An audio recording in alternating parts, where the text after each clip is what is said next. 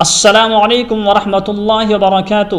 معزز ناظرین اکرام، ایک صاحب نے سوال کیا ہے کہ اگر قرآن کے اوراق پرانے ہو جائے، قرآن کے پیپرز پرانے ہو جائیں یا جو بھی دینی کتابیں ہیں وہ ان کتابوں کے پیپرز پھٹ جائے یا پرانے ہو جائے تو ان کتابوں کا کیا کرنا چاہیے؟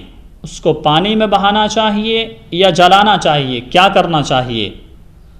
تو اس کا جواب یہ ہے کہ اگر قرآن کے اوراق یا دینی کتابوں کے اوراق پرانے ہو جائے یا پھٹ جائے تو اس کو جلانا نہیں چاہیے یا اسی طرح پانی میں نہیں بہانا چاہیے، بلکہ کسی کا پاک کپڑے میں لپیٹ کر زمین کے نیچے دفن کر دینا چاہیے۔ پانی میں بہانا یا آگ میں جلانا یہ ادب کے بالکل خلاف ہے، اس لیے اس سے بچنا چاہیے اور دوسروں کو بچانا چاہیے۔